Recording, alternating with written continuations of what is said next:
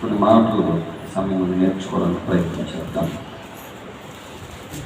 పౌలు ఎఫెసీయులకు రాసిన పత్రిక 5వ అధ్యాయం మొదటి నుంచి కొన్ని విషయాలు చదువుకోవడానికి ఈ సమయం ప్రయత్నం చేద్దాం. పౌలు ఎఫెసీయులకు రాసిన పత్రిక 5వ అధ్యాయము మొదటి నుంచి కొన్ని విషయాలు మనం నేర్చుకోవడానికి సమయం ప్రయత్నం చేద్దాం. నేను చదువుతాను, మీరు విని ఆలోచించండి. కావున మీరు ప్రియులైన పిల్లల వలె దేవుని పోలి నడుచుకొనుడి. క్రీస్తు మిమ్మును ప్రేమించి పరిమళ వాసనగా ఉండుటకు మన కొరకు తన్ను కానే దేవునికి అర్పణముగాను బలిగాను అప్పగించుకొనెను. అలాగుననే మీరు ప్రేమ కలిగి నడుచుకొనుడి. మీలో జారత్వమే కానీ ఏ విధమైన అపవిత్రతయే కానీ లోపత్వమే కానీ వీటి పేరైనను ఎత్తకూడదు. ఇది పరిశుద్ధులకు తగినది. కృతజ్ఞతా వచనమే మీరు ఉచ్చరింపవలెను కానీ మీరు బుధులైనను పోకిరి మాటలైనను సరసోక్తులైనను ఉచ్చరింపకూడదు. ఇది మీకు తగవు. వ్యభిచారైనను అపవిత్రుడైనను విగ్రహారాధికుడై ఉన్న లోబి అయినను క్రీస్తు యొక్కయు దేవుని యొక్కయు రాజ్యమునకు హక్కుదారుడు కాడని సంగతి మీకు నిశ్చయముగా తెలియను. దేవుడి కొద్ది మాటలు ఈరోజు ధ్యానించుకోవడానికి ప్రయత్నం చేద్దాం. ఎఫెసీ పత్రిక 5వ అధ్యాయము మొదటి నుంచి 5 వచనాలు మనం చదివినటువంటి లేఖన భాగంలో మొట్టమొదటి వచనాన్ని మనం పరిశీలన చేశాం. ఏమని పరిశీలన చేశామంటే, మీరు ప్రియులైన పిల్లల వలె దేవుని పోలి నడుచుకొనుడి. క్రీస్తుని పోలి నడుచుకొనుడి అని అనలేదు మాట. క్రీస్తుని పోలి నడుచుకొనుడి అనే మాట ఉపయోగించలేదు. అర్థం చేసుకోండి. మీరు ప్రియులైనటువంటి పిల్లల వలె దేవుని పోలి నడుచుకొనుడి. దేవుని పోలి నడుచుకోవాలి. వాస్తవానికి దేవుడు తన పోలిక చొప్పున తన స్వరూపమందు నరులను చేయాలని ఉద్దేశం కలిగాడు. అది జగత్తు పునాది వేయబడక మునిపే దేవుడు నిర్ణయించాడు. కనుక మనము దేవుని పోలి నడుచుకోవలసినటువంటి అవసరత ఖచ్చితంగా ఉంది. గ్రంథం కూడా అదే విషయం మాట్లాడుతూ ఉంది. మీరు ప్రియులైన పిల్లల వలె దేవుని పోలి నడుచుకొనుడి. క్రీస్తుని పోలి నడుచుకొనుడి అనే మాట ఉపయోగించలేదు. నా సహోదరి సహోదరులారా, ఆలోచన చేయండి. మనము దేవుని పోలి నడుచుకోవాలి. మనము దేవుని పోలి నడుచుకోవాలని ఉద్దేశంతో దేవుడు మానవుడికి తన స్వరూపమందు తన పోలిక చొప్పున నరుడికి ఈ జన్మను ప్రసాదం చేశాడు. తన శరీరంలో, నరుడి శరీరంలో తన లోకానికి సంబంధించినటువంటి ఆత్మను, తన పోలికను, తన స్వరూపాన్ని దేవుడు నరుడి శరీరంలో పెట్టాడు. అది ఆదికాండం 1వ అధ్యాయం 26వ వచనంలో తెలియజేయబడింది. చదవగలరా? ఆదికాండం 1వ అధ్యాయం 26వ వచనంలో, మన స్వరూపమందు మన పోలిక చొప్పున నరుని చేయదము. మన స్వరూపము అంటే అక్కడ యేసుక్రీస్తు కూడా ఉన్నాడు. నా మాటలు అర్థం చేసుకోండి, ఆలోచన చేయడానికి. మీరు ప్రియులైనటువంటి పిల్లల వలె దేవుని పోలి నడుచుకొనుడని ఎఫెసీ పత్రికలో మనం చదివాము. తన పోలికని, తన స్వరూపాన్ని దేవుడు నరుని శరీరం లోపల పెట్టాడు. అలా పెట్టినటువంటి దేవుడు ఏమంటున్నాడో తెలుసా? మన పోలిక చొప్పున మన స్వరూపమందు నరుని చేయదము అనే మాటలు పలికినటువంటి దేవుడి దగ్గర యేసుక్రీస్తు కూడా ఉన్నాడు. అక్కడ పరిశుద్ధాత్ముడు కూడా ఉన్నాడు. అక్కడ దేవదూతలు కూడా ఉన్నారు. ఒక్కడు అంటే ఒక్కడు అంటాము, అనేక మంది ఉంటే అనేక మంది అంటాము. అంటే ఏకవచనము ఉంది, బహువచనము ఉంది. దేవుడు ఇక్కడ బహువచనాన్ని ఉపయోగించాడు. ఇద్దరు గురించి మాటలు ఉపయోగించడం జరిగింది. మన స్వరూపమందు మన పోలికలు అంటే అక్కడ యేసుక్రీస్తు కూడా ఉన్నాడు. యేసుక్రీస్తు స్వరూపం కూడా దేవుడి స్వరూపమే. యేసుక్రీస్తు పోలిక కూడా దేవుడి పోలికే. యేసుక్రీస్తుకు ఒక పోలిక లేదు, దేవునికి ఒక పోలిక లేదు, మానవునికి ఒక పోలిక లేదు. అక్కడ నిర్ణయించాడు దేవుడు. మన స్వరూపం అంతే. యేసుక్రీస్తుకి ఎటువంటి స్వరూపం ఉందో, దేవుడికి ఎటువంటి స్వరూపం ఉందో, దేవుడికి ఎటువంటి పోలిక ఉందో ఆ పోలిక చొప్పున ఆ స్వరూపం ఉందో దేవుడు మానవుడికి భూమి మీద జన్మనివ్వాలనుకున్నాడు, ఇచ్చాడు. ఎలా ఇచ్చాడంటే తన స్వరూపంలో తన పోలికలో నరుని చెయ్యాలని దేవుడు ఉద్దేశం కలిగి జగత్తు పునాది వేయబడక మునిపే నిర్ణయించాడు. కనుక మనము ప్రియులైనటువంటి పిల్లల వలె ఎవరిని పోలి నడుచుకోవాలి? దేవుని పోలి నడుచుకోవాలి. యేసుక్రీస్తుని పోలి నడుచుకోవద్దు అని నేను అనను, కానీ అక్కడ మాట ఉపయోగించలేదు. మీరు దేవుని పోలి నడుచుకోండి అన్నాడు. అక్కడ పరమాత్మ స్వరూపుడైనటువంటి దేవుడు తన ముందు కూడా యేసుక్రీస్తు కూడా ఉన్నాడు. కానీ ఆ యేసుక్రీస్తు స్వరూపంలో, ఆ దేవుని స్వరూపంలో దేవుడు మానవులను తయారు చేయాలనుకున్నాడు. కొలస్సీ పత్రిక 1వ అధ్యాయము 15వ వచనంలో, కొలస్సీ పత్రిక 1వ అధ్యాయము 15వ వచనంలో ఎవరు? యేసుక్రీస్తు అంట అదృశ్య దేవుని స్వరూపం కలిగినటువంటి వాడు యేసుక్రీస్తు. యేసుక్రీస్తు దేవుని యొక్క స్వరూపం కలిగిన వాడు.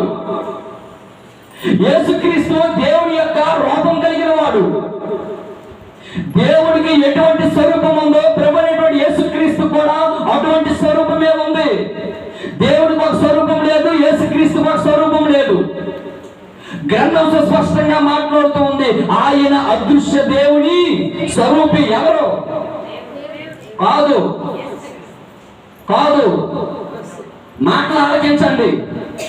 మన పోలిక చొప్పున మన స్వరూపం ముందు దేవుడు మానవులను తయారు చేయాలనుకున్నాడు. అప్పుడు మానవుడు ఇంకా తయారు చేయబడలేదు. తయారు చేయబడక మునుపు అక్కడ తండ్రి అయినటువంటి దేవుడు ఉన్నాడు, ఆయన కుమారుడు అయినటువంటి యేసుక్రీస్తు కూడా ఉన్నాడు. చాలా మంది దుర్బోధకులు, అబద్ధ బోధకులు ఏం చెప్పారు, ఏం ప్రజానికానికి బోధిస్తున్నారంటే ఆ యెహోవా యేసుక్రీస్తుగా వచ్చాడని చెప్తున్నారు. చాలా తప్పు, చాలా పొరపాటు. నిత్య నరకానికి వెళ్ళిపోతాడు ఎవడైనా సరే. ఆ యెహోవాయే యేసుక్రీస్తుగా శరీరాన్ని దాల్చి భూలోకానికి వచ్చాడని ప్రజలు మభ్యపెట్టి చెప్తున్నాడు. ఆ దేవుడే యెహోవాగా యేసుక్రీస్తుగా భూమి మీదకి వచ్చాడని. చాలా తప్పు. తండ్రి అయినటువంటి యెహోవా వేరు, ఆయన పంపినటువంటి కుమారుడైనటువంటి యేసుక్రీస్తు వేరు, మన మధ్యలో వచ్చినటువంటి ఆదరణకర్త వేరు. ముగ్గురు వేరు వేరు వ్యక్తులు, కానీ ముగ్గురు స్వభావం మాత్రము ఒక్కటే. నా మాటలు మీకు అర్థమవుతున్నాయి. అక్కడ తండ్రి అయినటువంటి దేవుడు జగత్తు పునాది వేయబడక మునిపే తన పోలిక చొప్పున మానవుడు తయారు చేయాలనుకున్నప్పుడు తండ్రి అయినటువంటి దేవుడి దగ్గర పక్కన కుమారుడు అయినటువంటి యేసుక్రీస్తు కూడా ఉన్నాడు. కానీ యేసుక్రీస్తుని పోలి నడుచుకున్నాడు అని పౌలు గారు తన ప్రసంగాల్లో ఉపయోగించలేదు. మీరు ప్రియులైనటువంటి పిల్లల వలె దేవుని పోలి నడుచుకున్నాడు అని ఉపయోగించాడు. కనుక మనందరము దేవునిని పోలి నడుచుకోవాల్సినటువంటి అవసరత ఖచ్చితంగా ఉంది. ప్రభువైనటువంటి యేసుక్రీస్తు కూడా అదృశ్య దేవుని స్వరూపి. ఆయన కూడా దేవుని పోలి నడుచుకున్నాడు. ఆయన కూడా దేవుని యొక్క స్వరూపం కలిగినటువంటి వ్యక్తి. కానీ ఇద్దరు మాత్రము రెండు వేరు వేరు వ్యక్తులు, కానీ వారి స్వభావం మాత్రము ఒక్కటే. మీరు అనేక రకాలైనటువంటి బాధలు విన్నారో లేదో నాకు తెలియదు, కానీ ఒకవేళ విన్నామనుకున్నారు ఊపట్టండి. ముగ్గురు ఒక్కరే అన్నోళ్ళు ఉన్నారు కదా బ్రదర్, ముగ్గురు ఒక్కరే అన్నోళ్ళు ఉన్నారు కదా. ఆ తండ్రే యేసుక్రీస్తుగా వచ్చాడు. ఆ యేసుక్రీస్తే చనిపోయి 3వ దినాన సమాధి చేయబడి తర్వాత తిరిగి లేచి ఆ పరిశుద్ధాత్ముడిగా వచ్చేటటువంటి బాధలు మీరు విన్నారా? అంటే ముగ్గురు ఒక్కరే అనేటువంటి బాధలు మనం చాలా విన్నాం. ఆయనే యేసుక్రీస్తుగా వచ్చాడని, ఆ యేసుక్రీస్తే చనిపోయి మరలా పరిశుద్ధాత్ముడిగా వచ్చాడని. కానీ గ్రంథం సుస్పష్టంగా మాట్లాడుతూ ఉంది, ముగ్గురు వేరు వేరు వ్యక్తులు. ఎవరు ముగ్గురు? ముగ్గురు వేరు వేరు వ్యక్తులు, కానీ వారి స్వభావం మాత్రము ఒక్కటే. దేవుడి స్వభావం ఎవరిది? యేసుక్రీస్తుది. మెదడులో మస్తిష్కం ఉంటది, కొద్దిగా పదులు పెట్టండి. మన కొలస్సీ పత్రికలో చదివాం, ఆయన అదృశ్య దేవుడి స్వరూపం. ఎవరు? యేసుక్రీస్తు. దేవుడికి ఎటువంటి స్వరూపం ఉందో, దేవుడికి ఎటువంటి పోలిక ఉందో, యేసుక్రీస్తు కూడా అటువంటి పోలిక ఉంది. యేసుక్రీస్తు కూడా అటువంటి స్వరూపం ఉంది. ఆ పోలిక చొప్పున ఆ స్వరూపం ఉందో దేవుడు మానవులను భూమి మీద తయారు చేయాలనుకున్న ఉద్దేశంతో తన పోలికని, తన స్వరూపాన్ని దేవుడు నరుని శరీరంలో పెట్టడం జరిగింది. కనుక మీరు ప్రియులైనటువంటి పిల్లల వలె దేవుని పోలి నడుచుకోండి. కనుక దేవుడు అదృశ్యుడు. దేవుడు ఎవరు? దేవుడు అదృశ్యుడు. దేవుడు అదృశ్యుడు. అదృశ్యుడు అంటే అర్థము భౌతికమైనటువంటి కంటికి కనిపించిన వాడు మాత్రము కాదు. ఆ అదృశ్యుడైనటువంటి దేవుడు అంట మానవుడు తయారు చేయాలనుకున్నాడంట. ఎలా తయారు చేయాలనుకున్నాడంటే అదృశ్యంగానే తయారు చేయాలనుకున్నాడు. దేవుడు శాశ్వతమైన వాడు. దేవుడు మానవుడికి ఇచ్చినటువంటి ఆత్మ కూడా శాశ్వతమైనది. దేవుడు మానవుడికి ఇచ్చినటువంటి ఆత్మ కూడా అదృశ్యమైనది. ఆ అదృశ్య దేవుడు ఏమనుకున్నాడంటే తన పోలిక చొప్పున తన స్వరూపమందు నరుని తయారు చేయాలనుకున్నటువంటి ఉద్దేశంతో ఈ భూమి మీద మానవుడికి జన్మనిచ్చాడు. కొరింథీయులకు పౌలు రాసినటువంటి 2వ పత్రిక, పౌలు కొరింథీయులకు రాసినటువంటి 2వ పత్రిక 4వ అధ్యాయము 15వ వచనం నుంచి చదవగలరా? కావున మేము అగర్యపడము, మా బాహ్య పురుషుడు కృషించుచున్నను, మా ఆంతర్య పురుషుడు దినదినము. ఎవరు బాహ్య పురుషుడు, ఎవరు ఆంతర్య పురుషుడు? అర్థం చేసుకోండి.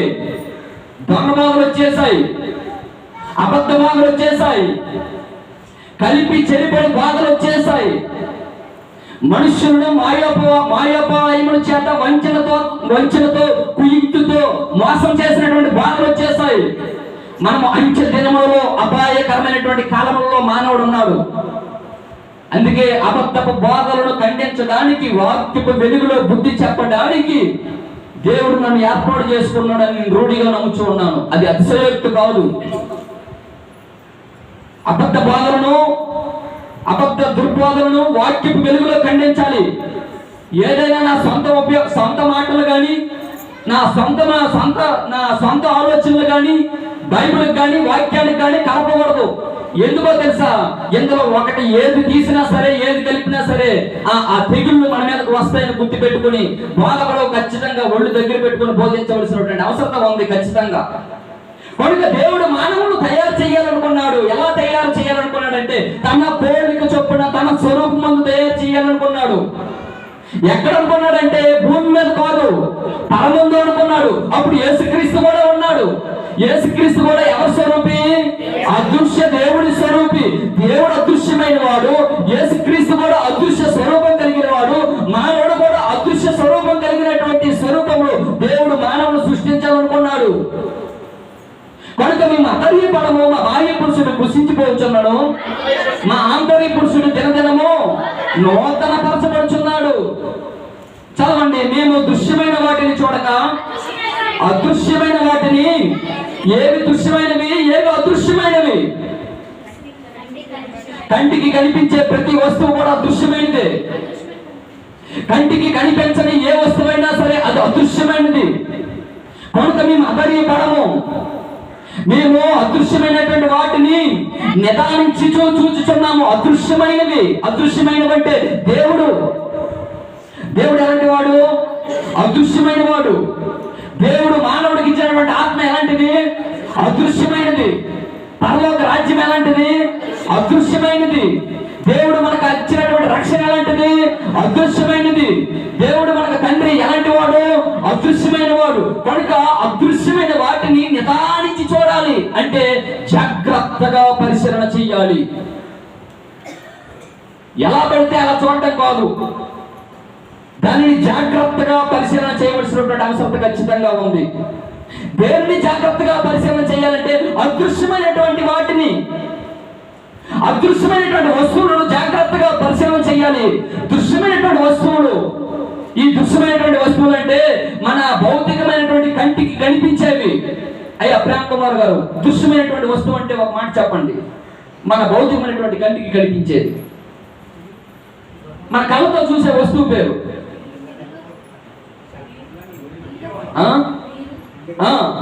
నీరు కూడా భౌతికమైనటువంటి కంటికి సముద్రం దగ్గరికి వెళ్తే నీరు కనిపిస్తుంది. అది దృశ్యమైనదా అదృశ్యమైనదా? దృశ్యమైన పదార్థం అది. ఆకాశము దృశ్యమైనదా అదృశ్యమైనదా? దృశ్యమైన పదార్థము. అగ్ని అదృశ్యమైనదా దృశ్యమైనదా? అంటే ఒక్క మాటలో చెప్పాలంటే ఏ దేవుడు తన తన నోటి ద్వారా సృష్టించాడో ఆ సృష్టి యావత్తు అంత కూడా దృశ్యమైనటువంటి పదార్థము. అంటే భౌతికమైనటువంటి కంటితో మనం చూస్తాం. అయితే అదృశ్యమైనటువంటి పదార్థము, అదృశ్యమైనటువంటి వస్తువు ఒకటి ఉంది. ఒకటి చెప్పండి మీరు స్త్రీల్లో, అదృశ్యమైనటువంటి వస్తువు అంటే ఏంటి ఒకటి చెప్పండి. ఆత్మ. ఎలాంటిది? దృశ్యమైనదా అదృశ్యమైనదా? అంటే భౌతికమైనటువంటి కంటికి కనిపించేది కాదు. పురుషుల్లో ఒకటి చెప్పండి, అదృశ్యమైనటువంటి వస్తువు, అదృశ్యమైనటువంటి పదార్థం. దేవుడు అదృశ్యమైనటువంటి వాడు, భౌతికమైనటువంటి కంటికి కనిపించేవాడు కాడు. కనుక ఈ వచన భాగాల్లో మనం ఏం చదువుకుంటున్నామంటే, మా బాహ్య పురుషుడు అంటే భౌతికమైనటువంటి కనిపించినటువంటి ఈ శరీరము, ఎంతో అలంకరించుకున్నటువంటి ఈ శరీరము, ఎన్నో కేజీలు మాంసం వండి పెట్టి మేపునటువంటి ఈ శరీరము, ఎంతో అలంకరించుకున్నటువంటి ఈ శరీరం ఎన్ని దువ్వులు నలిగిపోయాయో. నా ప్రసంగంలో ఎప్పుడు ఈ మాటలు నేను వాడుతూ ఉంటాను. ఈ తల దువ్వుకోవడానికి ఎన్ని దువ్వులు నలిగిపోయాయో, ఈ చెప్పులు, ఈ పాదాలకి ఎన్ని చెప్పులు ఎరిగిపోయాయో, ఎన్ని వస్త్రాలు, రంగుల వస్త్రాలు మార్చామో. అటువంటి శరీరం అంటే ఎలాంటిదంటే దృశ్యమైనటువంటిది, భౌతికమైనటువంటి కంటికి కనిపించేది. అయితే నీ శరీరం లోపల దేవుడు ఒక వస్తువును పెట్టాడు, దానిని ఆత్మ అన్నారు. ఆ ఆత్మ ఎవరి పోలిక తెలుసా? దేవుని పోలిక, దేవుని స్వరూపం కనుక మీరు ప్రియులైనటువంటి పిల్లల వలె ఎవరి పోలి నడుచుకోవాలి? దేవుని పోలి నడుచుకోవాలి. నా మాటలు, నా ప్రసంగాలు ఎంతటి వ్యక్తికైనా, అసాధారణమైనటువంటి వ్యక్తికైనా అర్థమవుతుంది, ఖచ్చితంగా అర్థమవుతుంది. ఎందుకంటే నేను ఇంగ్లీష్, లాటిన్ భాష, గ్రీక్ భాష, ఎబ్రి భాష నేను ఉపయోగించడం లేదు. అచ్చమైనటువంటి తేట తెలుగులో తెలుగు పదాలే నేను ఉచ్చరణ చేస్తూ ఉన్నాను. కనుక దేవుడు అదృశ్యమైన వాడు. దేవుడు మానవుడికి ఇచ్చినటువంటి ఆత్మ కూడా అదృశ్యమైనది. కనుక మేము దృశ్యమైనటువంటి పదార్థములు చూడక అదృశ్యమైన వాటిని నిదానించి చూచుకున్నటువంటి ఖచ్చితంగా అవసరం ఖచ్చితంగా ఉంది. మన పాఠం పేరు కూడా అదే. ఈరోజు మనం చెప్పినటువంటి పాఠం పేరు కూడా అదే. ఏంట పాఠమో తెలుసా? అదృశ్యమైన వాటిని నిదానించి చూసుకోవలసినటువంటి అవసరం ఖచ్చితంగా ఉంది. ఏ పేరు? మన పాఠం పేరు ఏం పేరు అమ్మా? అదృశ్యమైన వాటిని నిదానించి. గాబరా పడవద్దు, అస్సలు గాబరా పడవద్దు. నిదానించి చూడాలంట అదృశ్యమైనవి. అప్పుడు నీకు అవి కనిపిస్తాయి అంట, అదృశ్యమైనటువంటి పదార్థాలు నిదానించి చూస్తే. కనుక మేము దృశ్యమైన వాటిని చూడక అదృశ్యమైన వాటిని నిదానించి చూస్తున్నాం. కనుక క్షణమాత్రం నుండి మా చులకన శ్రమ మా కరకు అంతకంతకు ఎక్కువగా నిత్యమైనటువంటి మహిమ భారము కడుగు చేయుచున్నది. అదృశ్యమైనటువంటి ఈ పదార్థములు నిదానించి చూస్తే నీకు అర్థమవుతుంది. మీరు ఎప్పుడైనా ముఖంలో అర్థం చూసుకున్నారా? నేను చెప్పిన ప్రసంగాలు ఎంత వస్తున్నాయి ఏంటో నాకు అర్థం అవ్వట్లేదు. చూసుకున్నారు కదండి. ఏం కనబడుతుంది? బాహ్య శరీరం కనబడుతుంది. బాహ్య శరీరము అంటే అర్థంలో మన శరీరం మొత్తము, మన ముఖము, మన తాలూకా శరీర అవయవాలన్నీ అర్థంలో ఖచ్చితంగా చాలా అద్భుతంగా గమనించవచ్చు. ప్రతిబింబము అది చాలా చక్కగా, ఒకవేళ ఏదైనా లోపం ఉంటే సరి చేసుకొని ఓకే, ఆల్ రైట్. కానీ నీ ఆంతర్య పురుషుడిని నిదానించి తెలుసుకున్నావా, చూసుకున్నావా? పురుషుడిని నిదానించి చూసుకోవాల్సినటువంటి అవసరత ఖచ్చితంగా మానవుడికి ఉంది. మన బాహ్య శరీరాన్ని ఎలాగైతే అద్దం దగ్గరికి వెళ్ళి చూసుకుంటామో, మన ఆంతర్య పురుషుడు ఒకడు ఉన్నాడు. వారు ఎవరంటే ఆత్మ. ఆత్మను కూడా నిదానించి చూసుకోవలసినటువంటి అవసరత ఖచ్చితంగా మనకు ఎంతైనా మాత్రము ఉంది. ఎలా చూసుకుంటాం ఆంతర్య పురుషుడిని నిదానించి? ఆంతర్య పురుషుడిని నిదానించి చూసుకుంటే మనకు కలిగినటువంటి ప్రయోజనం ఏమిటి? ఆంతర్య పురుషుడిని నిదానించి చూసుకుంటే మన అవలక్షణాలు ఏంటో అర్థమవుతాయి, మన పొరపాట్లు ఏంటో అర్థమవుతాయి, మన లోటుపాట్లు ఏంటో అర్థమవుతాయి, మన వ్యక్తిగత జీవితం ఏంటో అర్థమవుతుంది. ఎలా చూడాలంట? నిదానించి చూడాలి. నిదానించి చూస్తే వ్యక్తి యొక్క వ్యక్తిత్వపు లోపాలు ఏంటో అర్థమవుతాయి. కనుక మనందరిలో ఖచ్చితంగా లోపాలు ఉన్నాయి. ఏ మనిషిలో లోపాలు లేవు అనడానికి ఎక్కడ అవకాశము లేదు. ప్రతి మనిషిలో లోపాలు ఉన్నాయి. ఒక్క యేసుక్రీస్తే లోపం లేనటువంటి వ్యక్తి. యేసుక్రీస్తు సశరీరుడిగా ఈ భూమి మీదకి వచ్చి ఏమన్నాడో తెలుసా? ఏమన్నాడు? నేను ఎలాంటి వాడును? పరిశుద్ధుడును, నాలో పాపం ఉన్నదని మీలో యేసుక్రీస్తు లోపం లేనివాడు. మరి తన స్వరూపంలో తన పోలిక చొప్పున చేయబడినటువంటి నరుడు కూడా లోపం లేనివాడే. మన సహోదరులు దావీదు గారు ఇందాక చెప్పారు, దేవుడు అంట నరులను యథార్థవంతులుగా సృష్టించాడు, కానీ వివిధమైనటువంటి తంత్రములు ఉపయోగించుకున్న తర్వాత మనిషి వ్యక్తిత్వంలో లోపాలు వచ్చేసాయి. ఇప్పుడు ఈ లోపాలను నిదానించి చూసుకోవాల్సినటువంటి అవసరత ఖచ్చితంగా ఉంది. ఆ లోపాలను నిదానించి చూసుకుంటే మన వ్యక్తిత్వం యొక్క లోపాలు ఏంటో మనకు అర్థమవుతాయి. మన బాహ్య పురుషుడిని చూసుకోవడానికి ఎలాగైతే అద్దం దగ్గరికి వెళ్తామో, మన ముఖం చూసుకోవడానికి ఎలాగైతే అద్దం దగ్గరికి వెళ్తామో, మన ముఖం చూసుకొని అద్దం దగ్గరికి వెళ్ళి ఎక్కడైనా లోటుపాట్లు ఉన్నాయేమో అని సవరించుకుంటామో, నీ ఆంతర్య పురుషుడిని కూడా నిదానించి చూసుకోవాల్సినటువంటి అవసరం ఉంది. నీ ఆంతర్య పురుషుడిని నిదానించి చూసుకుంటే నీ వ్యక్తిత్వం యొక్క లోపాలేంటో నీకు అర్థమవుతాయి. నీ వ్యక్తిత్వం యొక్క ఆ లోపాలను సరిదిద్దుకోవడానికి దేవుడు నీకు ఒక అవకాశం ఇస్తున్నాడు. కనుక మనందరము మన వ్యక్తిత్వం యొక్క లోపాలను సరి చేసుకుంటే మీ దేవుడి యొక్క రాజ్యం యొక్క ఆ పౌరులుగా ఉండడానికి మనకు అవకాశం కలుగుతూ ఉంది. ఆ మాటలు మనం చదివాం. ఎఫెసీ పత్రిక 5వ అధ్యాయం లాస్ట్ వచనంలో మనం చదివాం. ఏమని చదివాం తెలుసా? ఏం చదివాము?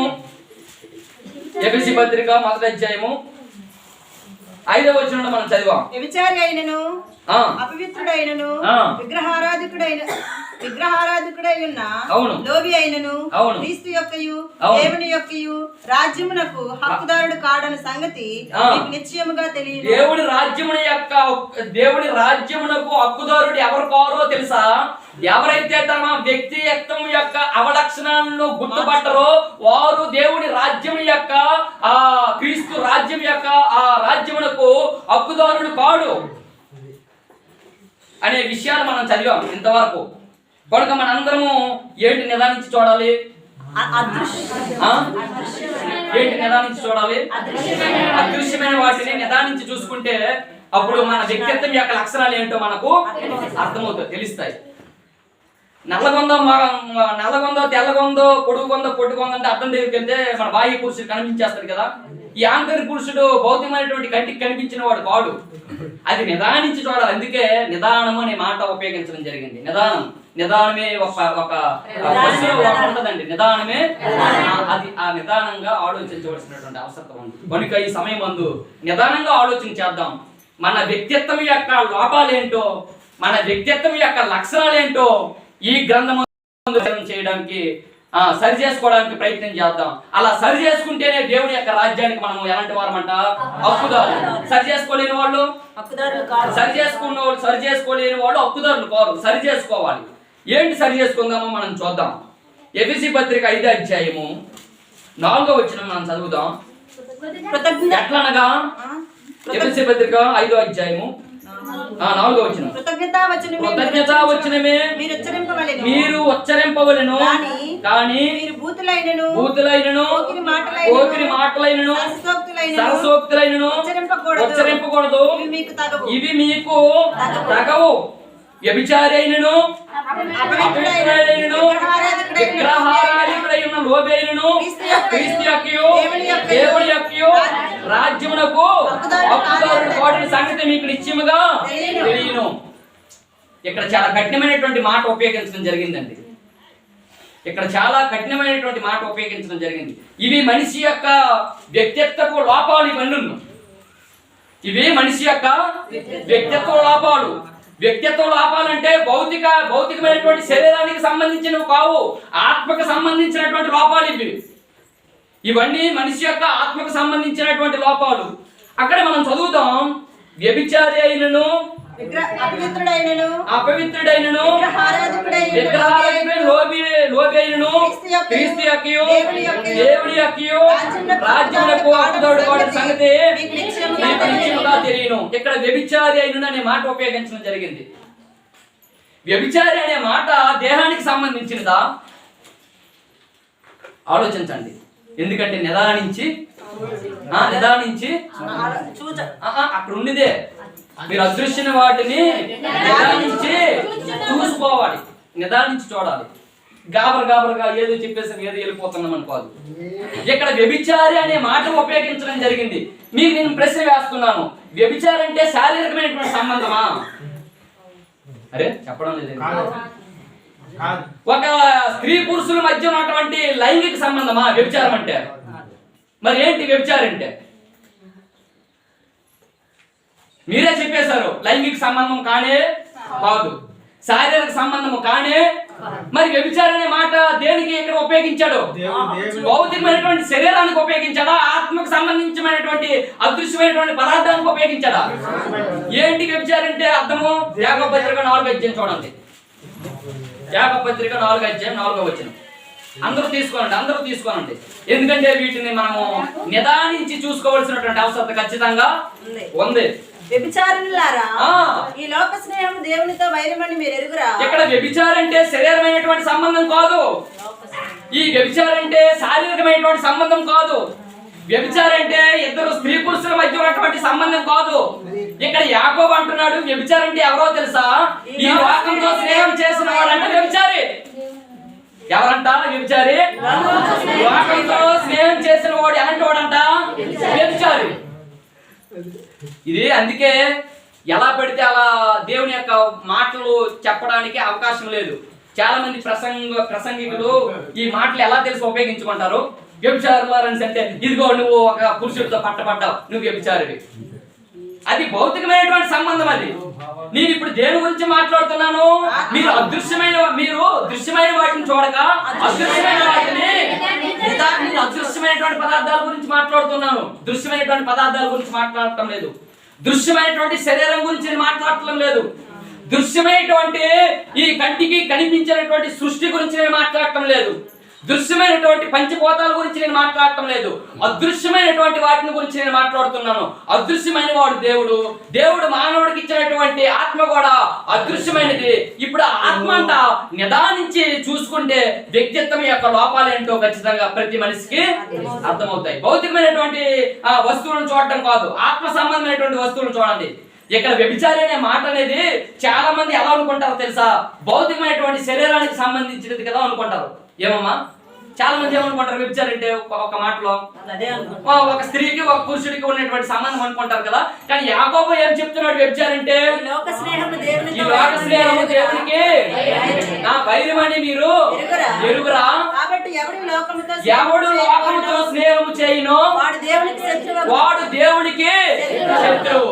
ఎవడైతే లోకంతో స్నేహం చేస్తాడో వాడంట దేవునికి ఎలాంటి వాడంట? శత్రువు. చూడండి ఇక్కడ వ్యభిచారి అనే మాట ఎంత కఠినంగా ఉపయోగించాడు. ఒక స్త్రీ పురుషుల మధ్య ఉన్నటువంటి సంబంధం కాదు, ఒక స్త్రీ పురుషుల మధ్య ఉన్నటువంటి లైంగిక సంబంధం కాదు. ఇది ఆత్మ సంబంధమైనటువంటి వ్యక్తిత్వం యొక్క లోపము. ఆత్మ సంబంధమైనటువంటి వ్యక్తిత్వం యొక్క లోపం అంటే ఏమిటో తెలుసా? ఎవడైనా లోకంతో స్నేహం చేస్తాడో వాడు దేవుడికి శత్రువు. వాడి గురించి బైబిల్ గ్రంథం ఏమని సెలవిస్తుందో తెలుసా? వాడు ఎలాంటి వాడంట? వాడు ఎలాంటి వాడు? అందుకే నిదానించి చూసుకోవాలి. నిదానించి చూసుకోవాలి. మొట్టమొదటి ఏ పదం ఉపయోగించాడు? యాకోబు పత్రిక 4వ వచనంలో అది మొట్టమొదటి పదం అదే ఉపయోగించాడు. కనుక లోకంతో స్నేహం చేయడానికి మనం ఇష్టపడకూడదు. లోకంతో నడవడానికి మనము ఇష్టపడకూడదు. లోకంతో మనము బియ్యం పొందడానికి మనము ఇష్టపడకూడదు. ఎవరైతే లోకాన్ని ప్రేమిస్తాడో వాడు దేవుడికి శత్రువు అయిపోతాడు, వాడు దేవుడికి బయలు అయిపోతాడు. కనుక మనం లోకంతో ఒకవేళ స్నేహం చేసినటువంటి ఆ అవలక్షణము ఒకవేళ నీలో ఏదైనా ఉందేమో ఈ క్షణమే ఇప్పుడే నిదానించి పరిశీలన చేసుకోవాల్సినటువంటి బాధ్యత నీ మీద ఉంది. ఎందుకో తెలుసా? మేము దృశ్యమైన వాటిని చూడక అదృశ్యమైన వాటిని నిదానించి చూసుకోవాల్సినటువంటి అవసరం ఉంది. కనుక వ్యభిచారం అంటే అర్థమైందా? ఏంటి వ్యభిచారం అంటే? లోకంతో స్నేహం చేసిన వాడు ఎలాంటి వాడు దేవుని దృష్టికి? వ్యభిచారితో సంబంధం. ఒక లైంగిక వాంఛే కాదు, లైంగికమైనటువంటి సంబంధమే కాదు వ్యభిచారం అంటే. దేవుని దృష్టిలో వ్యభిచారం అంటే ఎవరో తెలుసా? లోకంతో స్నేహం చేసిన వాడు. మీలో ఉన్నారా? లోకంతో స్నేహం చేసిన వాళ్ళు ఉన్నారా? ఒకవేళ మీరు లోకంతో స్నేహం చేస్తే ఈ రోజే మీ వ్యక్తిత్వం యొక్క లోపాలు ఏంటో సరి చేసుకోవడానికి పరిశీలన చేసుకో. ఎందుకో తెలుసా? మేము దృశ్యమైన వాటిని చూడక అదృశ్యమైన వాటిని గాబరలేదు. నీ వ్యక్తిత్వం యొక్క లోపాలేంటో ఈ రోజే సరి చేసుకోవడానికి ఇష్టపడు. లోకంతో స్నేహం చేయకు. ఒకవేళ ఎవరైనా లోకంతో స్నేహం చేస్తే వాడు దేవునికి శత్రువు. ఆ శత్రువు వైరమని పక్కన పెడితే దేవుని దృష్టి కాడ వాడు అంటే ఎలాంటి వాడో తెలుసా? వ్యభిచారి. రెండో మాట చదవండి. వ్యభిచారి అయినను ఎఫెసీ పత్రిక 5వ అధ్యాయం రెండో మాట ఏంటి? రెండోది అపవిత్రత గురించి ఇప్పుడు మనం మాట్లాడుకుందాం. రెండోది మనం దేని గురించి మాట్లాడుకుంటాం? అపవిత్రత గురించి మాట్లాడుకుందాం. మీకు తెలుసా అపవిత్రత అంటే? అపవిత్రత అంటే ఏంటో తెలుసా? ఈ అపవిత్ర అనేది శరీరానికి సంబంధించిందా, ఆత్మకు సంబంధించిందా? ఆత్మకు సంబంధించింది అపవిత్రత. ఎలా వచ్చింది? ఆత్మకు సంబంధించింది అపవిత్రత. విననేరక ఎండినట్లు యెహోవా చెవులు కాలేదు, రక్షింపనేరక ఎండినట్లు దేవుడి చేతులంట కాలేదు. మీకు మీ దేవుడికి మంచిగా ఏముద్దేశించేసాయి? అపవిత్రత అడ్డొచ్చేసింది. అందుకే మీ పాపముల చేతను అపరాధముల చేతను మీరు ఉన్నారు. అపవిత్రత అడ్డొచ్చేసింది. శరీరమైనటువంటి సంబంధం కాదు ఈ అపవిత్రత, ఆత్మకు సంబంధించింది. తమలో అటువంటి అజ్ఞానం చేత దేవుడి వలన కలుగు జీవముల నుంచి మనిషి ఏమైపోయాడు? వేరుపరిచిపోయాడు. అపవిత్రత. కనుక వ్యభిచారి అయినను అపవిత్రత ఎవరైనా కొనసాగిస్తున్నారేమో దానిని నిదానించి చూసుకోవలసినటువంటి అవసరత ఖచ్చితంగా ఉంది. అపవిత్రతను పోగొట్టుకోవాలి. ఆది మానవుడు పవిత్రమైనటువంటి జీవితాన్ని ఏదైనా తోటలో జీవించాడు. ఎలాంటి జీవితము? పవిత్రమైనటువంటి జీవితాన్ని జీవించాడు. మనస్సాక్షికి దోషారోపణ లేనటువంటి పరిస్థితి, నిర్దోషత్వము అంటే దోషం లేనటువంటి పరిస్థితి, అంటే దేవుడితో సహవాసం ఉండే పరిస్థితి. పరలోకపు యొక్క వాతావరణాన్ని దేవుడు ఏదైనా తోటలో ఆదాములు హవ్వలు అనుభవించేటట్లు దేవుడు ఆదాములకు హవ్వలకి అవకాశం దయచేశాడు. అర్థమవుతున్నాయా? పరలోకపు యొక్క ఆ వాతావరణాన్ని అనుభవించేటట్లు దేవుడు ఆదాముకి హవ్వకి అనుగ్రహించేశాడు. ఎప్పుడైతే ఆజ్ఞను అతిక్రమించాడో అప్పుడే మనిషి అపవిత్రుడైపోయాడు.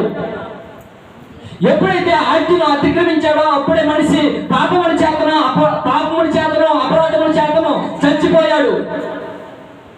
ఎప్పుడైతే మనిషి అపవిత్రుడైపోయాడో తనటువంటి అజ్ఞానం చేత దేవుని వలన కలుగు జీవములో నుంచి వేరు చేయబడ్డాడు. ఈ అపవిత్రత అనేది భౌతికమైనటువంటి శరీరానికి సంబంధించినది కాదు, కానీ ఆత్మకు సంబంధించినది. అంటే మనిషి లోపల, శరీరం లోపల ఆత్మ ఉంది. ఆ ఆత్మకి అపవిత్రత అంటుకుంది. దేనికి? ఆత్మకి అపవిత్రత అంటుకుంది, శరీరానికి కాదు.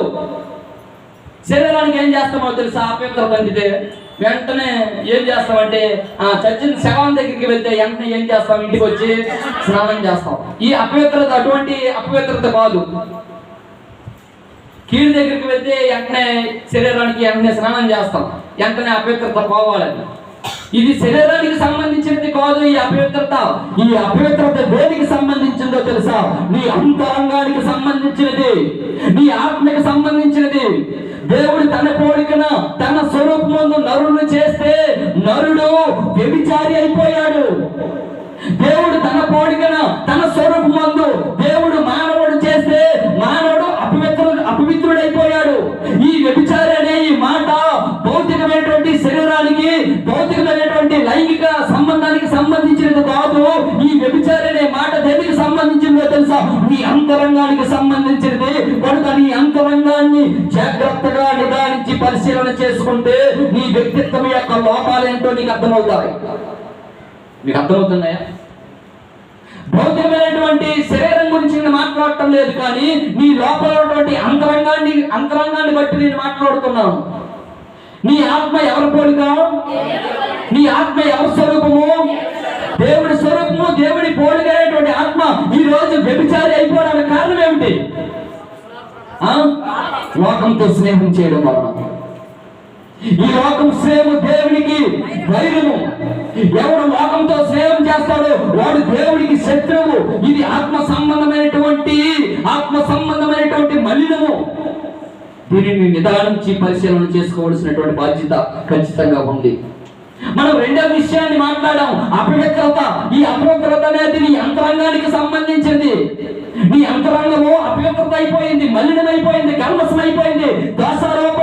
మనస్సాక్షికి దోషారోపణ అయిపోయింది. దీన్ని పోగొట్టుకోవాల్సినటువంటి అవసరం ఖచ్చితంగా నీ మీద ఉంది. 3వ వచనం చదవండి. విగ్రహారాధికుడైనటువంటి లోబి అయినను, విగ్రహారాధికుడైనటువంటి లోబి. ఇక్కడ విగ్రహాల గురించి ఈరోజు మనం మాట్లాడుకుందాం. విగ్రహాలు అంటే బొమ్మల. మీ ఇంట్లో బొమ్మలు ఉన్నాయా? మీ ఇంట్లో బొమ్మలు ఉన్నాయా? ఒకవేళ మీ ఇంట్లో బొమ్మలు లేకపోవచ్చు, ముక్కిన వాళ్ళు లేకపోవచ్చు, కానీ ఈ ప్రపంచంలో బొమ్మలు ఉన్నాయా? ఈ మండలంలో బొమ్మలు ఉన్నాయా? విగ్రహారాధికుడు అంటే బొమ్మల దగ్గరికి వెళ్ళి మొక్కేవాడు విగ్రహారాధికుడా? దీన్ని నిదానించి ఆలోచించవలసినటువంటి అవసరం ఉంది. మీ ఇంట్లో బొమ్మలను తయారు చేసుకుని మొక్కిన వాడు విగ్రహారాధికుడా? వాడి బాధ విగ్రహారాధికుడు. విగ్రహాల దగ్గరికి వెళ్ళి మొక్కినవాడు విగ్రహారాధికుడా? వాడి విగ్రహారాధికుడు కాదు. మరి ఎవరి విగ్రహారాధికుడు?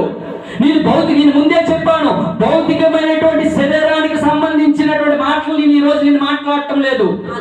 ఆత్మ సంబంధమైనటువంటి మాటలు నేను ఈ రోజు మాట్లాడుతున్నాను. వ్యభిచారం అంటే భౌతికమైనటువంటి శరీరానికి సంబంధించినది కాదు. దేనికి సంబంధించినది? ఆత్మకు సంబంధించినది. అపవిత్రత అనేది భౌతికమైనటువంటి శరీరానికి సంబంధించినది కాదు. దేనికి సంబంధించినది? ఆత్మకు సంబంధించినది. ఈ విగ్రహాలు అనేవి భౌతికమైనటువంటి శరీరానికి సంబంధించినవి కావు. దేనికి సంబంధించినవి? ఆత్మకు సంబంధించినవి. ఆత్మకు సంబంధించినటువంటి విగ్రహాలు అంటే ఏమిటి? మిమ్మల్ని నేను అడుగుతున్నాను, చెప్పగలరా చెప్పలేదా? ఒక మాట నాకు చెప్పేసేయండి. మాకు తెలియదని ఒక మాట చెప్పేసేయండి. తెలియకపోతే నేర్చుకోవడానికి నేనున్నాను, నేర్పించడానికి నేనున్నాను. విగ్రహాలంటే బొమ్మల దగ్గరికి వెళ్ళి మొక్కిన వాడు విగ్రహారాధికుడు కాడు. ఇంట్లో ఉన్నటువంటి గుడిలు గోపురాలకు మొక్కిన వాడు విగ్రహారాధికుడు కాడు. అది భౌతికమైనటువంటి శరీరానికి సంబంధించినది. ఈ విగ్రహాలు అనే మాట ఆత్మకు సంబంధించినటువంటి మాటలు. ఈ ఆత్మకు సంబంధించినటువంటి మాటలు మనం జాగ్రత్తగా నిదానించి చూడవలసినటువంటి అవసరం ఎంతైనా మాత్రము ఖచ్చితంగా ఉంది. అలా చూస్తే నీ వ్యక్తిత్వం యొక్క లోపాలు ఏంటో నీకు అర్థమవుతాయి. 1 సమూయేలు గ్రంథం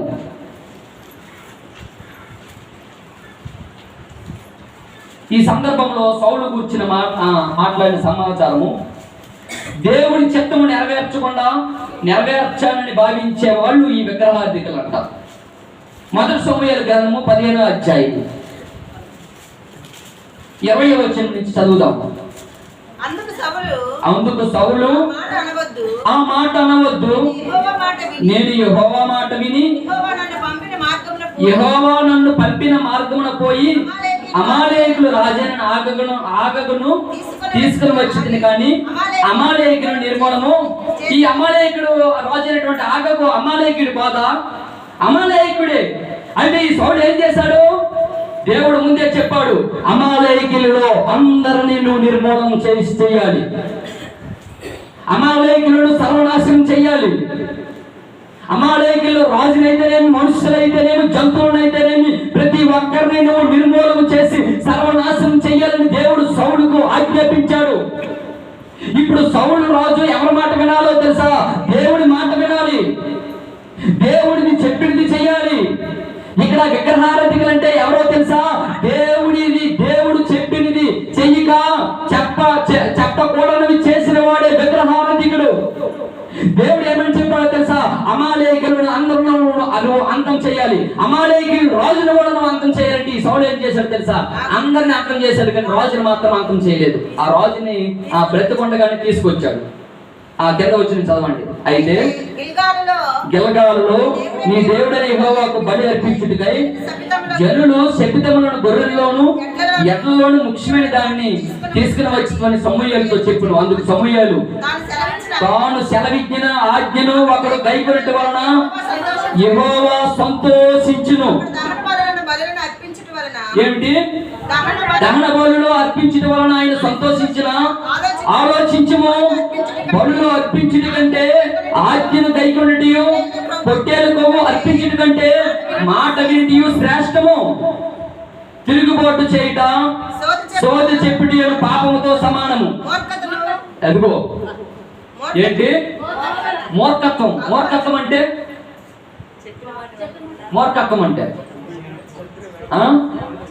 దేవుడి చిత్తాన్ని నెరవేర్చేశారని భావించే వాళ్ళు అంటే విగ్రహారాధికులు. ఇప్పుడు మీరు చెప్పండి, విగ్రహారాధికులు అంటే బొమ్మలకు మొక్కే వాళ్ళ? విగ్రహారాధికలు అంటే గుడులు గోపురాలు పట్టుకొని పూజించే వాళ్ళ వాళ్ళు ఏంటి బ్రదర్? దేవుడి యొక్క చిత్తము నెరవేర్చాలని ఒక మూర్ఖంగా ఆలోచించిన వాళ్ళు విగ్రహారాధికులు. మీ ఇంట్లో విగ్రహాలు లేకపోని, మీ ఊర్లో విగ్రహాలు లేకపోని, నిజానికి వాస్తవానికి విగ్రహారాధికులు అంటే ఎవరని బైబిల్ గ్రంథం సెలవిస్తుందో తెలుసా?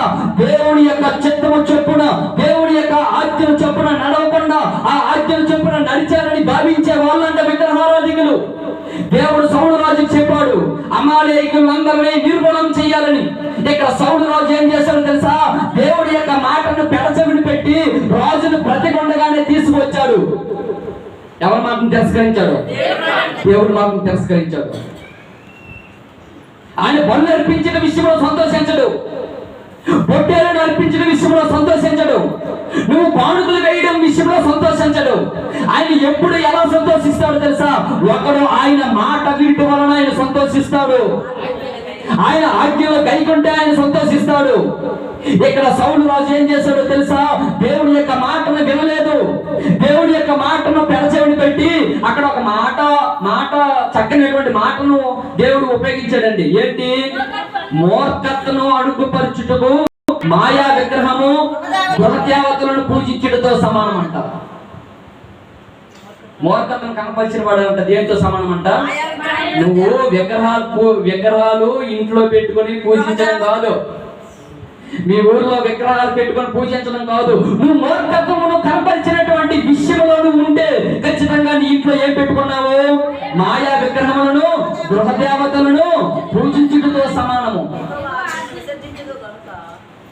బుద్ధి లేని వాడు ఒక కఠినమైన మాట ఒకసారి నా వైపు చూడండి. పనులు చేసిన వాడంట, మూర్ఖత్వమును కనపరిచిన వాడంట, వాడు దేంతో సమానము? విగ్రహాలతో సమానం. అక్కడికే వెళ్ళి అంటిపండు ఊదొత్తి వెలిగించి కొబ్బరికాయ కొట్టవలసినటువంటి అవసరము లేదు. అది భౌతికమైనటువంటి శరీరానికి సంబంధించి. ఇప్పుడు నేను ఆత్మ సంబంధమైనటువంటి విషయాల గురించి మాట్లాడుతున్నాను. ఆత్మ సంబంధమైనటువంటి విషయాలనంట ఎలా చూడాలంట? నిదానించి చూడాలి. అక్కడ వ్యభిచారనే మాట శరీరానికి సంబంధించినది కాదు. దేనికి సంబంధించిందో తెలుసా? నీ ఆత్మ సంబంధించింది, నీ అంతరంగానికి సంబంధించినది. ఎవడైనా లోకంతో స్నేహం చేస్తే వాడు వ్యభిచారి. ఇక్కడ అపవిత్రత అనే మాట నీ శరీరానికి సంబంధించినది కాదు, నీ ఆత్మకు సంబంధించినది. ఇక్కడ విగ్రహం అనే మాట నీ శరీరానికి సంబంధించినది కాదు, నీ ఆత్మకు సంబంధించినది. ఆత్మకు సంబంధించినటువంటి విగ్రహారాధన అంటే ఏంటో తెలుసా? మూర్ఖత్వమును కనపరిచిన వాడు. మూర్ఖులు ఉన్నారా ఇందులో ఎవరైనా? మూర్ఖులు అంటే ఏంటో తెలుసా అమ్మా? మూర్ఖులు అంటే ఏంటో తెలుసా? దేవుడు చెప్పనిది చేసిన వాడు ఎలాంటి వాడు? మూర్ఖుడితో సమానము. వాడు అక్కడితో ఆగిపోకుండా వాడు ఇంకా దేనితో పోల్చాడు? విగ్రహంతో పోల్చాడు. వాడు విగ్రహంతో సమానం అంట. ఈ సౌలు రాజు మూర్ఖత్వమును కనపరిచాడు. దేవుడు చెప్పాడు అమాలేకులందరూ నువ్వేం చేయాలి? నువ్వు నాశనం చేయాలంటే ఏం చేశాడు తెలుసా? రాజుని బ్రతికొండగానే తీసుకుని వచ్చాడు. అప్పుడు చెప్తూ ఉన్నాడు దేవుడు, నువ్వు మూర్ఖత్వమును కనపరుచుటకు మాయా విగ్రహములను గృహదేవతలను పూజించుటతో సమానం. ఇప్పుడు ఇంకా మీకు అర్థం అవ్వడానికి ఒక మాట చెప్తాను. అన్యులు ఉన్నారు, విగ్రహాల దగ్గరికి వెళ్తారు, విగ్రహాల దగ్గరికి వెళ్తారు. ఇప్పుడు క్రైస్తవులు ఉన్నారు, ఎక్కడికి వెళ్ళరు? విగ్రహాల దగ్గరికి వెళ్ళరు. కానీ ఏం కనపరుస్తున్నారు? మూర్ఖత్వం కనపరిస్తుంది. ఎక్కడికి వెళ్ళినట్టుగా? అది లాజిక్. అక్కడికి వెళ్ళి కొబ్బరికాయ కొట్టి అంటిపండుకి ముద్దొత్తి వెలిగించి ఏదో నమస్కారం చేయడం విగ్రహారాధన కాదు. విగ్రహారాధన అంటే ఏంటి? చెప్పండి నారాయణ, విగ్రహారాధన అంటే ఏంటి? మూర్ఖత్వం కనపరుచుతారు. దావి గారు, విగ్రహారాధన అంటే ఏంటి? అంటే అది శరీరానికి సంబంధించింది, ఆత్మకు సంబంధించింది. అందుకే చెప్తున్నాడు, వాడు అంటే దేనితో సమానం అంట? వాడు దేనితో సమానము? వాడు మాయా విగ్రహము గృహదేవతలను పూజించుటతో సమానం. ఇప్పుడు దేవుని దృష్టిలో విగ్రహాల దగ్గరికి వెళ్ళినోడు ఒక్కడే, క్రైస్తవుడికి వచ్చి మూర్ఖత్వం కనపరిచిన వాడు కూడా. అందుకే ఈ బైబిల్ యొక్క వాక్య జ్ఞానాన్ని పూర్తిగా తెలిసిన వాళ్ళు దాన్ని బోధిస్తే ఆ విషయాలు అర్థమవుతాయి. వ్యభిచారం అంటే మన అందరం ఏమనుకుంటాం? లోకాన్ని ఒక ఇద్దరు స్త్రీ పురుషుల మధ్య ఉన్నటువంటి సంబంధాన్ని బట్టి మనం ఏమనుకుంటాం? వ్యభిచారం అనుకుంటాం. అలాగే బోధించిన వాళ్ళు చాలా మంది చూసారు కదా. వ్యభిచారం అంటే అది కాదు. దేనికి సంబంధించింది? విగ్రహాలు అంటే చాలా మంది విగ్రహములు జోలికి పోవద్దు, వాటిని అర్పించిన వాటిని తినవద్దు అనుకొని చెప్తున్నాడు కదా. చెప్తున్నారు విన్నారు ప్రసంగికులు. వాడు దేనికి ఉద్దేశించి చెప్తున్నాడు అంటే భౌతికమైన శరీరానికి ఉద్దేశించి చెప్తున్నాడు. ఆత్మ సంబంధమైనటువంటి విగ్రహాలు అది. అందుకే నిదానించి అదృశ్యమైన వాటిని నిదానించి చూసుకోవలసినటువంటి అవసరత ఖచ్చితంగా ఉంది. తర్వాత విగ్రహారాధికుడైనటువంటి లోబి అంటే విగ్రహారాధికుడైనటువంటి లోబి. విగ్రహాల గురించి ఇప్పుడు అయిపోయింది, దాని గురించి విడిచిపెట్టేసేది. మూర్ఖత్వం కనపరిచిన వాడు దేనితో సమానము? అక్కడికి వెళ్ళి నువ్వు వెళ్ళవలసిన అవసరం లేదు, దానితో సమానమే నువ్వు. కనుక దేవుని యొక్క ఆజ్ఞలను పాటించే విషయంలో చాలా జాగ్రత్తగా ఉండాలి. మూర్ఖత్వం కనపరచకూడదు. దేవుడు చెప్పండి చేయకుండా చేశారని భావించకూడదు. అలా భావిస్తే మూర్ఖత్వం కనపరిచినట్లుగా. లోబి అనే మాట రెండో సైడ్ మనం చూద్దాం. కొలస్సీ పత్రిక 3వ అధ్యాయం.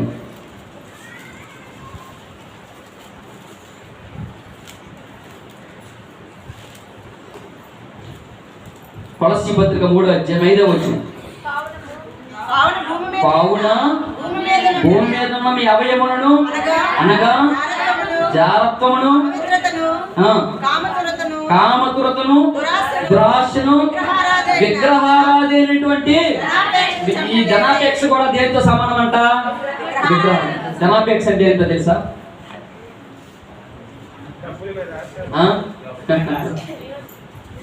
నువ్వు విగ్రహాల దగ్గరికి వెళ్ళి పూజించవలసినటువంటి అవసరం లేదు.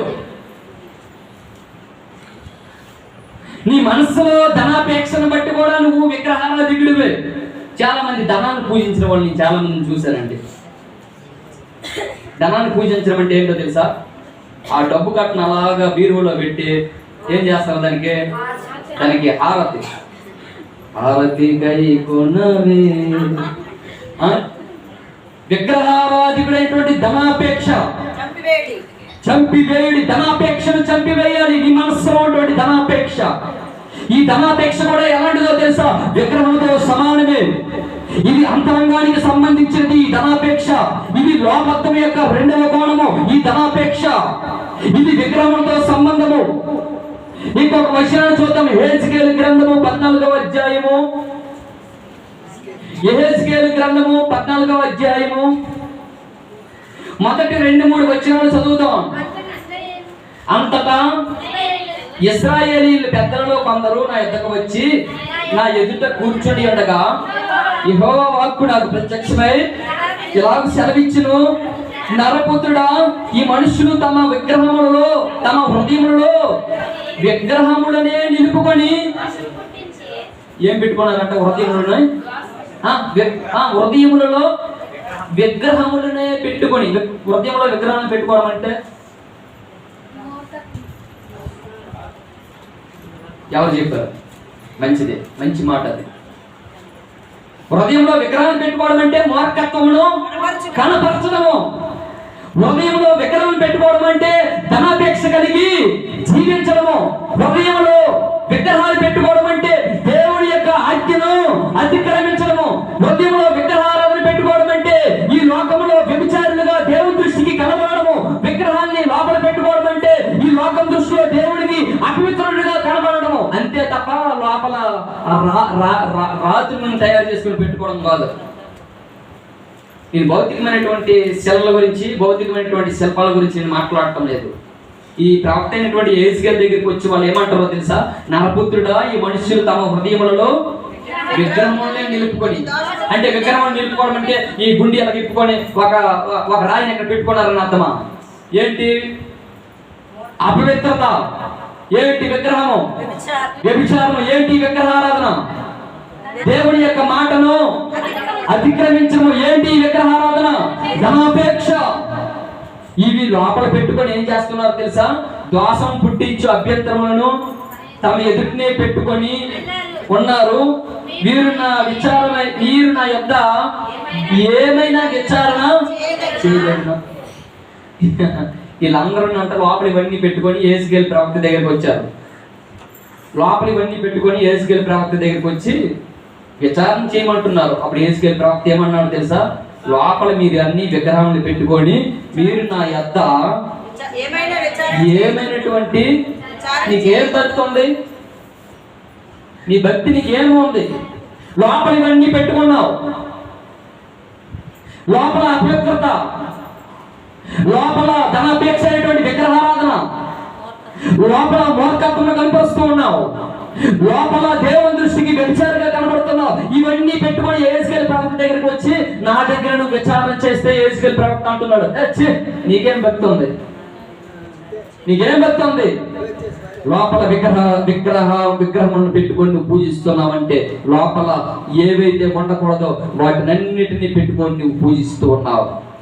కనుక దేవుడు తన స్వరూపంలో చేయటంలో రెండవ సంగతి మనం చదువుతాం. ప్రకటన గ్రంథం 6వ అధ్యాయం 10వ వచనం. ప్రకటన గ్రంథం 6వ అధ్యాయం 10వ వచనం.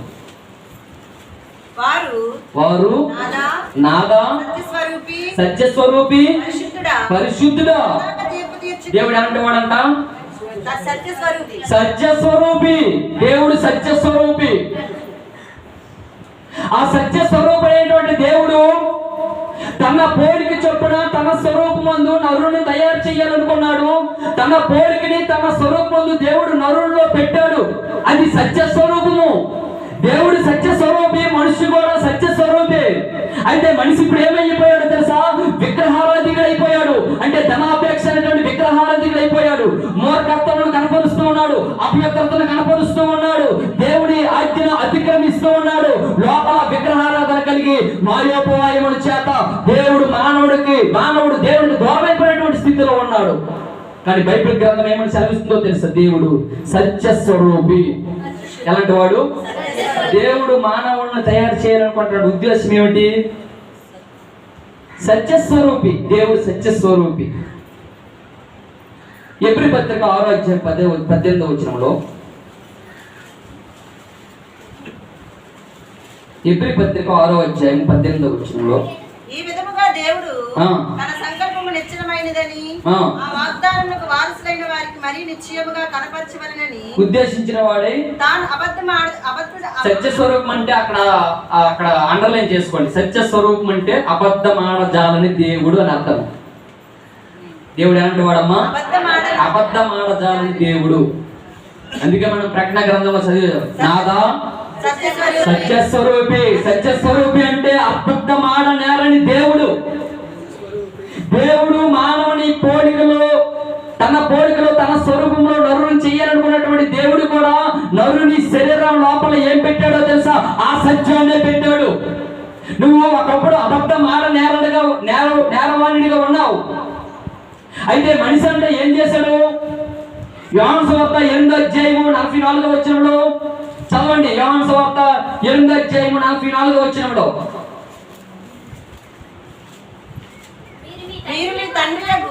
ఇప్పుడు ఈ సత్యవంతుడు ఏమైపోయాడట? అపవాది సంబంధం అయిపోయాడు. కానీ దేవుడు మానవుడు తయారు చేయాలనుకున్నాడు. ఉద్దేశం మాత్రము సత్య స్వరూపుగా తయారు చేయాలనుకున్నాడు దేవుడు మానవుడిని. తన పోలికలో తన స్వరూపంలో దేవుడు మానవుడు తయారు చేయాలనుకున్నాడు. తన స్వరూపాన్ని తన పోలికలో దేవుడు మానవుడిని సృజించాడు. అలా సృజించబడినటువంటి నరుడు అంట మొట్టమొదటిగా సత్యంలోనే ఉన్నాడు. అలా సృజించబడినటువంటి నరుడు మొట్టమొదటిగా యథార్థంగానే ఉన్నాడు. ఇప్పుడు ఆ సృజించబడినటువంటి నరుడు ఇప్పుడు ఏమైపోయాడు తెలుసా? మీరు మీ తండ్రి యొక్క చూసావా? వెంటనే రివర్స్ అయిపోయింది బ్రేక్. కానీ బైబిల్ గ్రంథం సెలవిస్తుంది, నాదా సత్య స్వరూపి, ఆయన అబద్ధమాడ నేరని దేవుడని. అయితే ఇప్పుడు ఈ మనిషి ఏమైపోయాడు తెలుసా? మీరు మీ తండ్రి యొక్క అపవాది సంబంధులు. చదవండి. మీ తండ్రి దురాశ నెరవేర్చుకోరుచున్నారు. మీరు మీ తండ్రి దురాశలను నెరవేర్చుకోరుచున్నారు. నరహంతకుడై ఉండి, అంటే ఆది నుండి ఆ అపవాదైనటువంటి ఆ సాతాను నరహంతకుడు, సత్యమందు నిలిచిన వాడు కాడు, వాడి యందు సత్యమే లేదు. వాడు అబద్ధం ఆడినప్పుడు తన స్వభావం అనుసరించే మాట్లాడును. వాడు అబద్ధికుడు, అబద్ధమైన జనకుడు. ఇప్పుడు దేవుడు ఎవరు? దేవుడి స్వరూపి. సాతాను ఎవరు? ఇప్పుడు మనిషి ఎవరు? ఇప్పుడు నాకు చెప్పండి. అందుకే అదృశ్యమైన వాటిని నిదానించి ఆలోచిస్తే నీ వ్యక్తిత్వం యొక్క లోపాలు ఏంటో నీకు అర్థం దగ్గరికి వెళ్ళి నీ ముఖము, నీ బాహ్య శరీరాన్ని ఎలాగైతే చూసుకుంటావో నీ అంతరంగంలో ఉన్నటువంటి లోపాలను కూడా సరి చేసుకోవాలి. నీ అంతరంగంలో ఉన్నటువంటి లోపం ఏమిటి? నీ అంతరంగంలో ఉన్నటువంటి లోపము నువ్వు వ్యభిచారివి. అది జాగ్రత్తగా చూసుకోవాల్సినటువంటి అవసరం నీ మీద ఉంది. నీ లోపంలో ఉన్నటువంటి వ్యక్తిత్వం యొక్క లోపం ఏమిటి? అపవిత్రత. నీ అంతరంగంలో ఉన్నటువంటి వ్యక్తిత్వం యొక్క లోపం ఏమిటి? అది విగ్రహారాధనటువంటి ధనాపేక్ష. నీ అంతరంగంలో నువ్వు మూర్ఖత్వమును కనపరుస్తూ ఉన్నావు. నీ అంతరంగంలో ఉన్నటువంటి లోపం ఏమిటి? దేవుని యొక్క ఆజ్ఞను అతిక్రమిస్తూ ఉన్నావు. అయితే బైబిల్ గ్రంథం సెలవిస్తూ ఉంది, మన పోలిక చొప్పున మన స్వరూపం ముందు. అంటే దేవుడి యొక్క పోలికను, దేవుడి యొక్క స్వరూపాన్ని దేవుడు నరుని లోపల పెట్టాలనుకున్నాడు. ఇప్పుడు నరుడు ఏమైపోయాడు తెలుసా? దేవుడి పోలికని పోగొట్టుకొని అపవాది సంబంధం అయిపోయాడు. అంటే దేవుని పోలిక పక్కన ఉంది. ఇప్పుడు అపవాది పోలిక దేవుని పోలికలో ఉన్నటువంటి స్థానంలో ఇప్పుడు కూర్చొని ఏలుబడి చేస్తూ ఉంది. కానీ దేవుడు మానవులను సృష్టించే విషయంలో అపవాది పోలికలో పుట్టించాడా? దేవుడి పోలికలో పుట్టించాడా? అందుకే మీరు ప్రియులైనటువంటి పిల్లల వల్ల ఎవరి పోలిక నడుచుకోండి. కానీ ఇప్పుడు ఆ దేవుడి పిల్లలు ఇప్పుడు ఎలా అయిపోయారంట? పోలి సంబంధం అయిపోయారు. నా మాటలు మీకు అర్థమవుతున్నాయి. అందుకే నిదానించి చూసుకోవాల్సినటువంటి అవసరం ఉంది. వ్యభిచారం అంటే శారీరకమైనటువంటి సంబంధం కాదు సుమి, ఆత్మ సంబంధం. లోకంతో ఎవడైతే స్నేహం చేస్తాడో వాడి గురించి దేవుడు పలికినటువంటి మాట, వాడు వ్యభిచారంతో సంబంధం. విగ్రహారాధన అంటే రాళ్ళు రప్పలు కాదు సుమి. విగ్రహారాధన అంటే ఏంటో తెలుసా? మూర్ఖత్వమును కనపరుచుట. అంటే దేవుడు చెప్పనిది చెయ్యదు. వాడి మూర్ఖత్వంతో కనపరిచిన వాడంట. వాడి గృహంలో ఏంటంటే పెట్టుకున్నాడు చెల్లి, మాయా దేవతలను, గృహదేవతలను పెట్టుకొని పూజించిన వాడితో ఎక్కడికో వెళ్ళిపోవాల్సిన అవసరం లేదు. నీలోనే విగ్రహారాధన ఉంది. నువ్వు ఊదలు తెల్లించి మొక్కవలసిన అవసరం లేదు. నీలోనే విగ్రహారాధన ఉంది. ఈ విగ్రహారాధన లోపలంతా పెట్టుకొని వీళ్ళందరూ ఏ స్కేల్ దగ్గరికి వచ్చి మా దగ్గర నువ్వు విచారణ చేయాలంటున్నాడు. ఇక్కడ లాగి పెట్టి కొడతాడు. ఈ లోపల ఈ విగ్రహాల సంబంధమైనటువంటి అంతరంగంలో వ్యక్తిత్వం యొక్క లోపాలన్నీ ఉంచుకొని నా దగ్గరకు వచ్చి విచారణ చేయమంటావా? నీకేం తెలుసు? యేసుకేలు ప్రవక్త గద్దిస్తూ ఉన్నాడు. కనుక బైబిల్ గ్రంథం సెలవిస్తూ ఉంది, దేవుడు సత్య స్వరూపి. బైబిల్ గ్రంథం సెలవిస్తుంది, ఆ సత్య స్వరూపమైనటువంటి దేవుడు తన పోలికలో, తన స్వరూపంలో నరుని తయారు చేయాలనుకున్నాడు. ఆ నరుడి పేరైపోయాడు తెలుసా? అపవాది సంబంధం అయిపోయాడు. అబద్ధములకు జనకుడైనటువంటి ఆ సంబంధం అయిపోయాడు. రెండో మాట చదువుకుందాం. దేవుడు తన పోలికలో, తన స్వరూపంలో తయారు చేయడానికి రెండవ కారణం. యోహాను సువార్త 17వ అధ్యాయము. యోహాను సువార్త 17వ అధ్యాయం 25వ వచనం. దేవుని స్వరూపం ఎలాంటిది? నీతి స్వరూపం. నీతి స్వరూపుడు అయినటువంటి తండ్రి. చాలు దేవుని యొక్క స్వరూపాన్ని గురించి చెప్తూ ఉన్నాను. దేవుని స్వరూపము సత్య స్వరూపము. దేవుని స్వరూపము అబద్ధం ఆడ నేరుని స్వరూపము. మరి నరుని స్వరూపం కూడా అదే. అయితే మధ్యలో ఇంకొకడు వచ్చాడు. ఎవడో అపవాది మార్చేశాడు. దేవుని యొక్క స్వరూపాన్ని మొత్తం మార్చేసి మూర్ఖత్వమును కనపరిచిన విషయంలో, విగ్రహారాధనటువంటి ధనాపేక్షను కనపరిచిన విషయంలో, ఇదిగో మూర్ఖత్వమును కనపరిచిన విషయంలో, దేవుని యొక్క ఆజ్ఞను అతిక్రమించే విషయంలో ఇది వాడుకుంటున్నాడు. దాన్ని నువ్వు నిదానించి గమనించవలసినటువంటి అవసరం నీ మీద ఖచ్చితంగా ఉంది. ఎవరండి నిన్ను ఓడుకుంటున్నారు? అపవాది ఓడుకొని ఆ నీతి స్వరూపాన్ని పక్కతో పట్టేశాడు. మరి ఇప్పుడు మానవుడికి నీతి లేదు. దేవుడి యొక్క స్వరూపమైనటువంటి ఆ సత్య స్వరూపాన్ని పక్కతో పట్టేశాడు. ఇప్పుడు మానవుడు సత్యం అని పలకటం లేదు, ఎప్పుడూ అబద్ధాలే. మీలో ఉన్నారా అబద్ధం ఆడిన వాళ్ళు? ఉన్నారా? మీరు అబద్ధం ఆడితే సాతాను అంటే అబద్ధం ఆడేటప్పుడు అంట తన స్వభావాన్ని అనుసరించే మాట్లాడుతాడంట. మరి నువ్వు? నేను ఒకరోజు ఒక ప్రశ్న అడిగాను, అమ్మ ఎందుకు చర్చికి రాలేదనుకోండి. ఈజీగా అబద్ధం వచ్చేస్తుందండి, ఈజీగా అబద్ధం వచ్చేస్తుందండి. జ్వరమో తలబాదో ఏదో ఒకటి ఈజీగా అబద్ధం. అంటే అది ఎవరి స్వభావము? నీ మాట అవునంటే అవును, కాదంటే కాదుగా ఉండాలంట. రెండవదంట ఎవరి నుంచి వచ్చిందంట? చెప్పేసే, అమ్మ ఈరోజు ఎందుకు ఆరాధన రాలేదంటే బ్రదర్ ఫలానా ఫలానా ఫలానా కారణం. ఎస్, దేవుని స్వరూపము సత్య స్వరూపం కనుక ఆ సత్య స్వరూపమైనటువంటి దేవుడు తన పోలికని లోపల పెట్టాడు కనుక నువ్వు కూడా ఎలాంటి వాడివి? నువ్వు కూడా సత్య స్వరూపమే. దేవుడు తన స్వరూపంలో తన పోలికని నీలో పెట్టాడు కనుక నువ్వు కూడా ఎలాంటి వాడివి? నువ్వు కూడా నీతి స్వరూపమే. ఇప్పుడు సత్యం అనేది, ఇప్పుడు నీతి లేదు. ఇప్పుడు సత్యానికి నీతికి బదులు ఈ యొక్క విగ్రహారాధనేటువంటి ధనాపేక్షని నీ యొక్క మనసులోనికి వచ్చేసింది. ఈ మూర్ఖత్వం నీ మనసులోనికి వచ్చేసింది. ఈ యొక్క వ్యభిచారం అనేది నీ మనసులోనికి వచ్చేసింది. ఈ అపవిత్రత అనేది నీ మనసులోనికి వచ్చేసింది. దేవుడి ఆజ్ఞను అతిక్రమించే విధానమేమో నీ మనసులోనికి వచ్చేసింది. ఇప్పుడు నీ మనస్సులో ఉన్నటువంటి అపవాదిని నీ ఏలుబడి చేస్తున్నాడు. ఇంకెక్కడ ఉంది నీతి? ఇంకెక్కడ ఉంది సత్యము? చెప్పాను, నీతి సత్య స్వరూపం. ఇప్పుడు రెండవ మాట ఏం చదువుకున్నాము? నీతి స్వరూపుడైనటువంటి తండ్రి. బైబిల్ చరిత్రలో దావీదు అనే ఒక వ్యక్తి ఉన్నాడు. ఏం పేరు? దావీదు. మనం ఇంతకు ముందే దావీదు గురించి మనం చదివాం. ఏంటి, ఏం చేస్తున్నాడు దావీదు? అచ్చా, కరెక్ట్గా సమాధానం రావట్లేదు.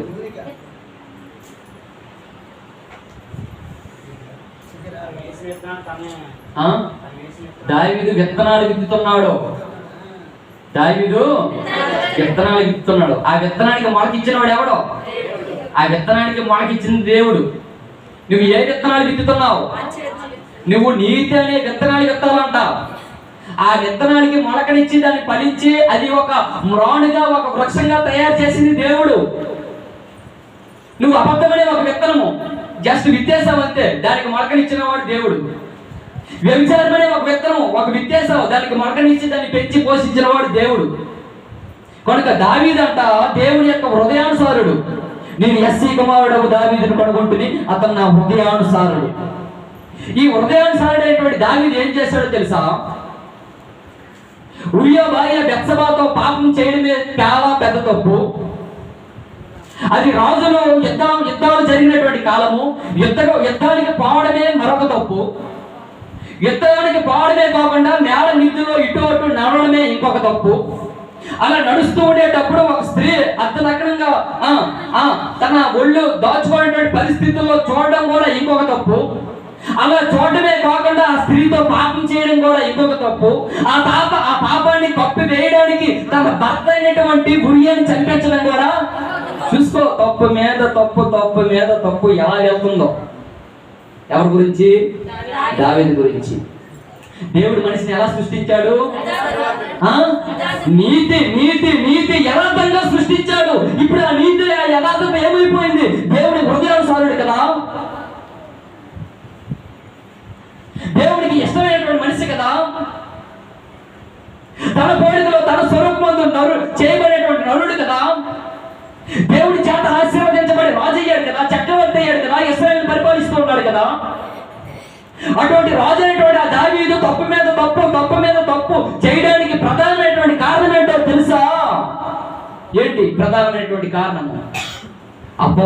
అపవాది యొక్క తంత్రములు. పాపం చేసేసాడు, అక్కడతో అయిపోయింది అనుకున్నాడు. కానీ రహస్యంగా చేసినటువంటి పాపము మేడ మిద్దెల లోపల నుంచి దేవుడు విడిపిస్తూ ఉన్నాడు ఆ పాపాన్ని. ఉరియాకి కౌరు పెట్టాడు, చంపించేశాడు. అక్కడతో పాపం ఆగిపోయిందా? ఆ విత్తనానికి ఎవరు మొలకలిస్తున్నారు? దేవుడు మొలకలిస్తూ ఉన్నాడు. దేవుడు మొలకలిస్తూ ఉన్నాడు. ఆఖరికి తన కొడుకును పుట్టినటువంటి పెట్టే ఆఖరికి తన మీద కత్తి పట్టుకుని ప్రయాణం చేశాడు చంపడానికి. అరణ్యంలో తల దాచుకోలేనటువంటి పరిస్థితి. తన కుమారుడే. కుటుంబం ఎలా విచ్ఛిన్నమైపోయిందో తెలుసా? సొంత అన్నే చెల్లిని కామతత్వంతో మోసం చేసినటువంటి పరిస్థితి. ఎవరు వేసినటువంటి విత్తనాలు? దావీదు వేసినటువంటి విత్తనాలు. కనుక బైబిల్ గ్రంథం సెలవిస్తూ ఉంది దావీదుని గురించి. కీర్తన గ్రంథంలో మనం చదివాం, నేను పాపములో పుట్టినవాడును, పాపములోనే నా తల్లి నన్ను గర్భము ధరించినది. కనుక దావీదు చెప్తూ ఉన్నాడు, పాపం విషయంలో దావీదు చెప్తూ ఉన్నాడు, దేవుడు మానవుని సృజించడం విషయంలో మాత్రము యథార్థంగా సృష్టించాడు, కానీ నేను పాపినైపోయాను. కానీ దేవుడు మానవుడు పుట్టించే విషయంలో ఆయన పాపం ద్వారా మానవుడు పుట్టించాలనుకున్నటువంటి ప్రయత్నం చేయలేదు. మన పోలికి చొప్పున మన స్వరూపమందు దేవుడు నరులను తయారు చేయాలనుకున్నాడు. కనుక దేవుడు తయారు చేసినటువంటి నరుడు ఎలాంటి వాడో తెలుసా? యథార్థవంతుడు.